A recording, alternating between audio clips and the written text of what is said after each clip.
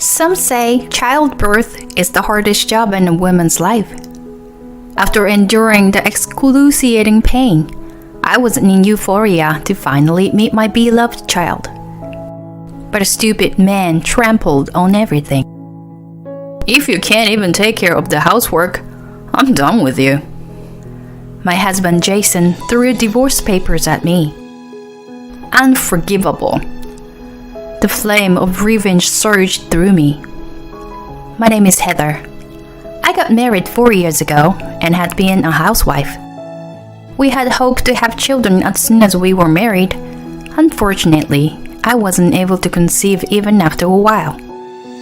When I came to realize it, I was already 30 years old. I was getting impatient seeing women around me having babies. My friends who had babies showed me apps to calculate my ovulation and recommended Chinese herbal medicines to boost my fertility. I tried everything, but nothing was successful. After 3 years of trying, I suggested to Jason that we go for an infertility treatment, but he refused. His reason was it was too much of a hassle. Many women get pregnant without medical help, don't they? Have you been putting in enough effort? He was totally ignorant about conception. It wasn't just up to me, but his effort was necessary too. I had tried to make him understand that, but he wasn't interested. You're overreacting. It's a waste of money to go for the treatment. He insisted it wasn't worth spending to conceive. I fell in love with him for being a sweet and caring person. But I wondered if it was all a delusion. A minor hiccup slowly turned into distrust.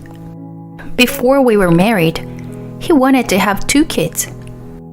And he was eager to share the duty of housework and bringing up children. I assumed he was also feeling the pressure and stress. We were having more arguments over infertility issues, and maybe I was being a little too sensitive.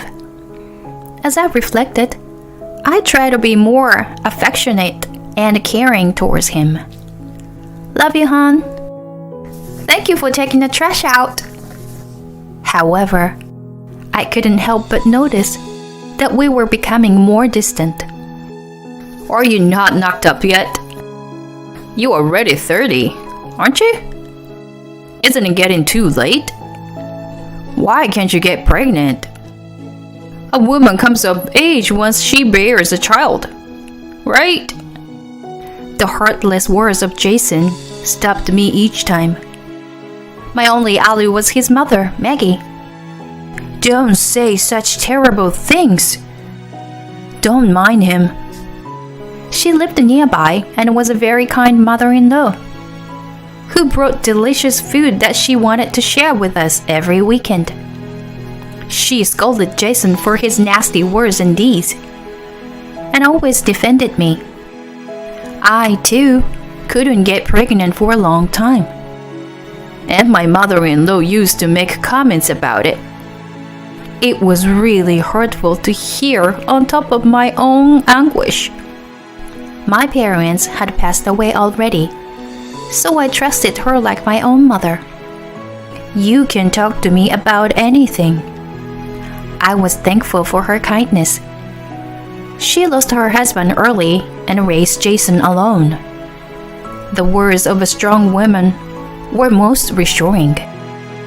How can such an insensitive man like Jason be the son of this sweet woman? I couldn't help but wonder. At such a time, I became pregnant. Our long-awaited first child after 5 years of marriage. No way. Really? Happiness trembled inside of me as I clutched the test kit. Congratulations! That's really great! I'm very happy for you. I shared the joyous news with Maggie first.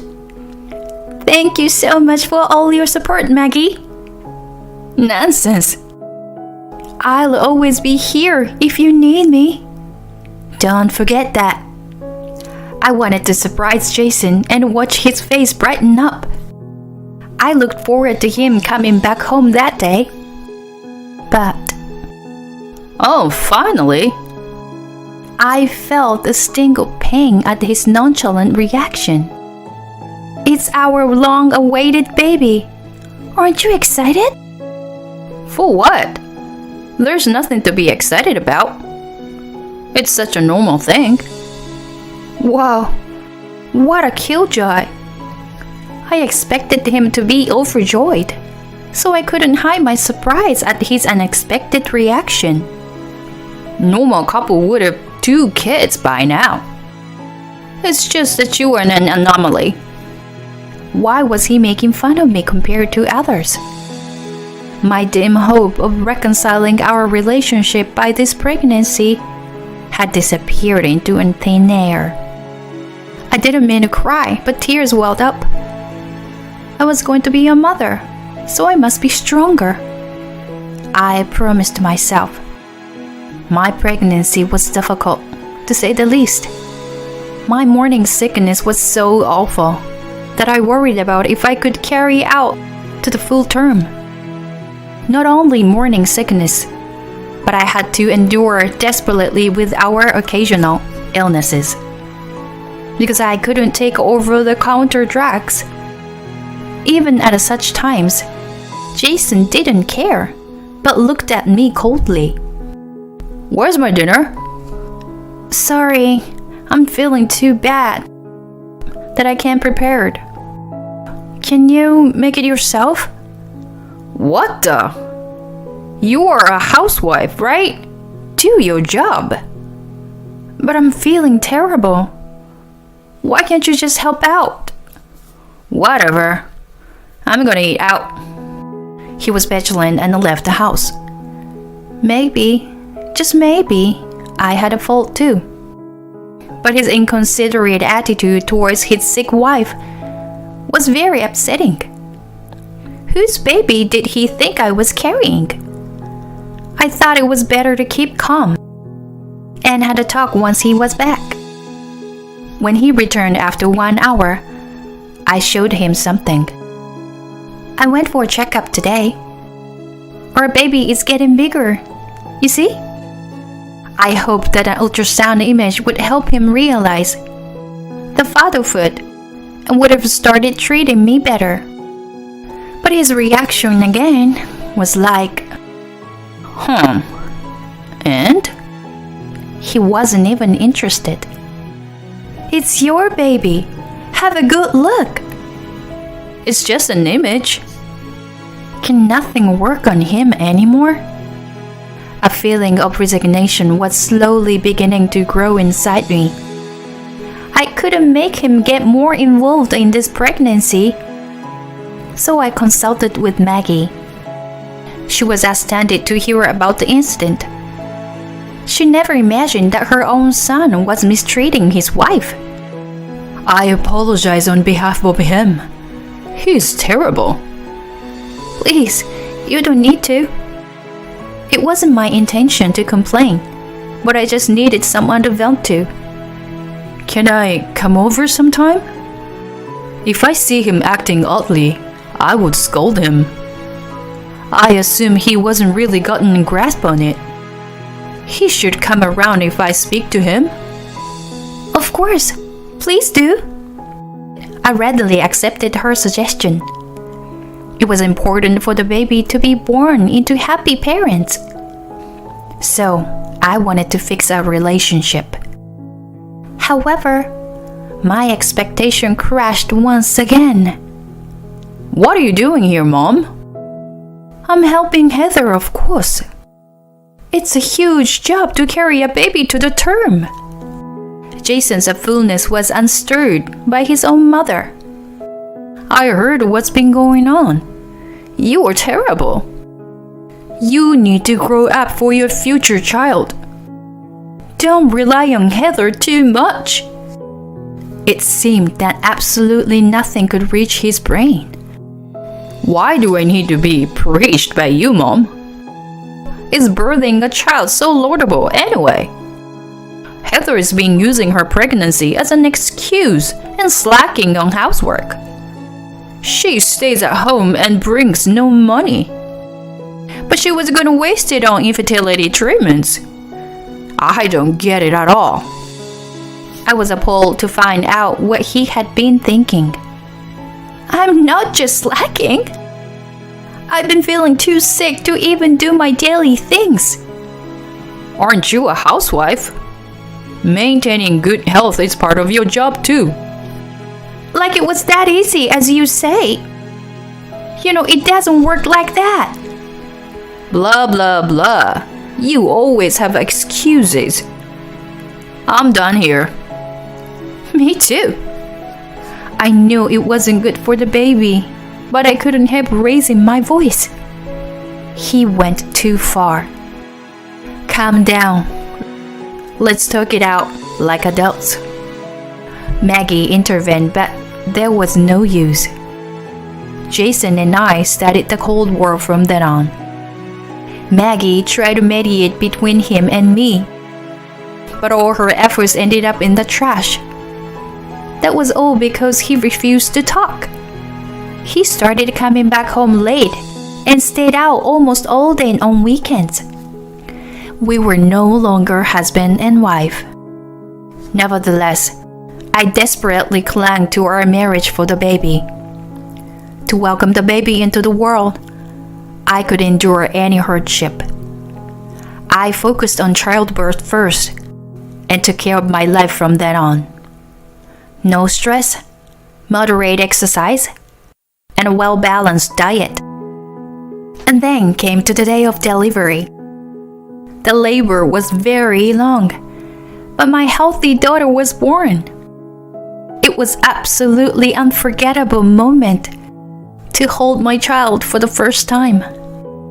I was overtaken by love and gratitude for her. Great job, Heather. Congratulations. Maggie, who had been with me all through the labor, was tearing up. By the way, Jason? There was no sign of him anywhere. I couldn't reach him, so I left a message. I'm so sorry for his foolishness. My heart ached for her sorrowful expression. Was it too much to ask for him to be here and celebrate the birth of our first child? As I was thinking, the door of my recovery room was shoved roughly open.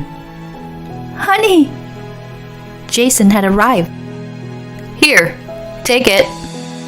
He handed me something as soon as he entered.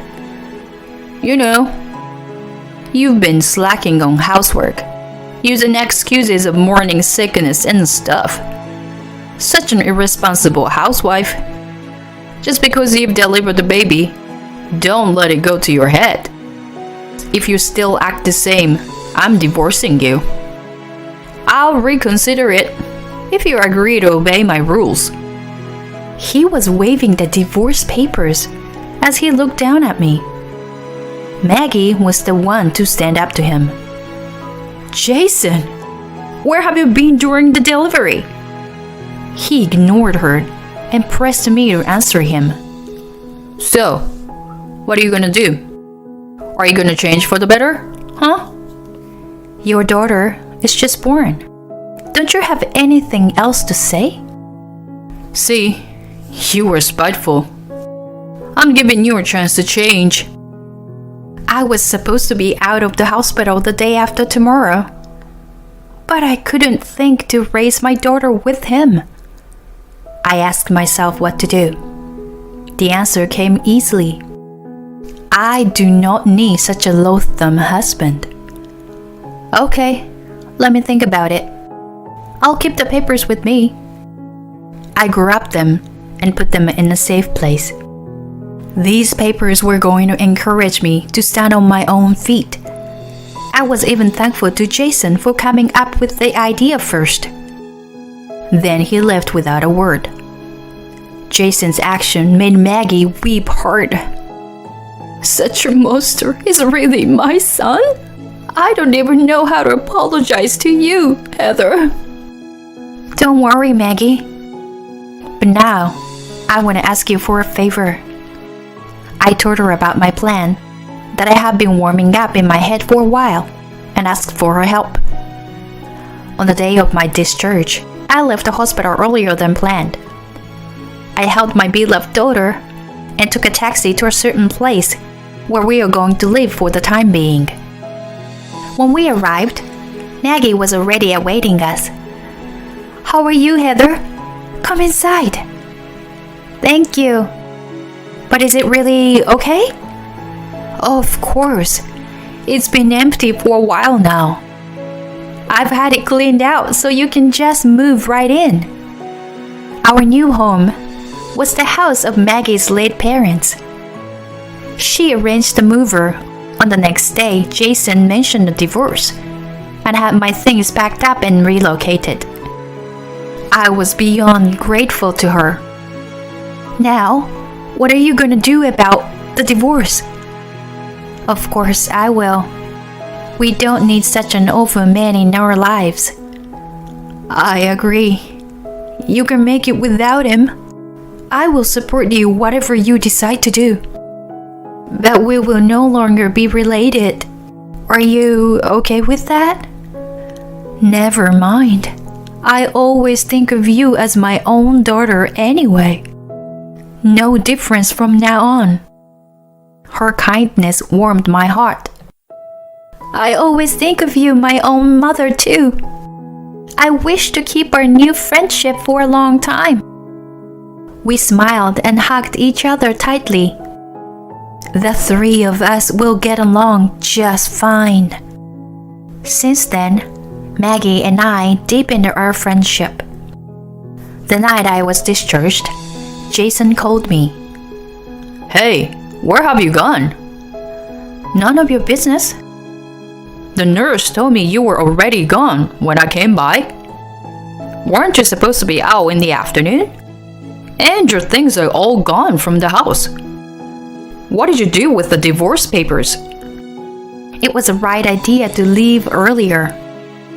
If we had bumped into each other, my plan wasn't gonna work. Of course. I've signed and left them with my lawyer. What? Why did you do that? What do you mean? You brought them to me. I just wanted you to change your attitude. Besides, how could we divorce now that we have a child? You were such a fool. What? Who do you think you are? You are the fool who doesn't care about our child and suggests to divorce in the first place. Don't regret it. Whatever you say. We are strangers now. But I'll demand proper child support. It is our daughter's right. My lawyer was supposed to contact him for the details later. Jason didn't really think that I was going to divorce him, but I didn't care. Have a nice life. I hang up on him and run to my beloved daughter. I had to be strong for her. I couldn't be intimidated by something like this. Afterward, I sent him my child support request through my lawyer. As for the division of property, I decided to hire Maggie's attorney. I was really grateful to have a strong support system. Jason had finally grasped the reality after a call from my lawyer, and he sounded more and more feeble by day over the phone. Babe, I think I've done terrible things to you. I'm really sorry. So what? So, I'm hoping to get back together for the sake of her daughter. Right. Impossible. I could not just forget and forgive. The calamity on the day of my childbirth was deeply rooted in my brain. It was hideous to know that the guy who looked down on me and made fun of me was now such a wimp. Then he started justifying himself. I was really happy when you got pregnant, but I was also anxious, so I took it on you. You should have been sweeter and more attentive to me. If you thought of me before anyone else. Here he was, still blaming me. I was up to the roof. I blurted out all my frustration at him. How old are you? You sound like you misunderstand a wife as a mother. What an immature baby. You wanted to take care of? That's exactly what I wanted from you. When I would stress about not getting pregnant and sick during my pregnancy, you never showed a hint of sweetness. You only care about yourself. I'll never forgive you. You must not ever get married. You better end your life alone and lonely. I'm serious. Don't ever get in touch with us. I get chills just hearing your voice. I hang up the phone. Wow, I finally hurled out all the frustrations and resentment. I felt so much better than I expected. Are you feeling okay? Yes, so much lighter. We gave high five to each other. We had to become like real mothers and daughters. After that, Jason became a center of gossip at work. People were curious about the divorce right after childbirth, which sounded more like a soap opera. He was too lonely living alone, so he went out binge drinking with his colleagues. Out of his drunkenness, he explained the tiny details of our divorce, which backfired and isolated him from the others. He felt too uncomfortable in the office and suddenly resigned. The fact he told people what exactly happened proved he still wasn't sorry at all.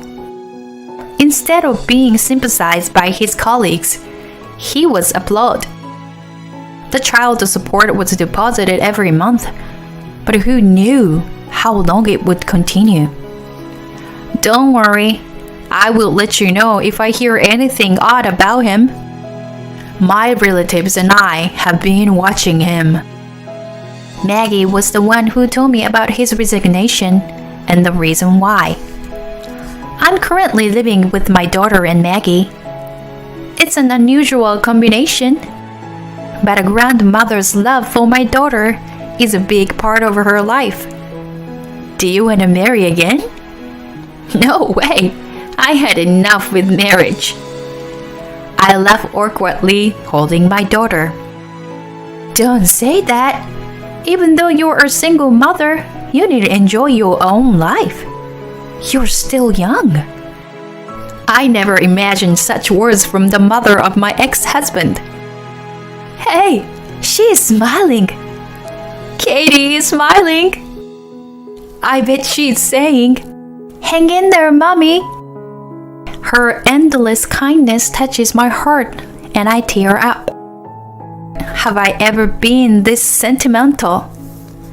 I will always do my best to make my daughter happy, and I will be happy myself. I promise to my smiling daughter.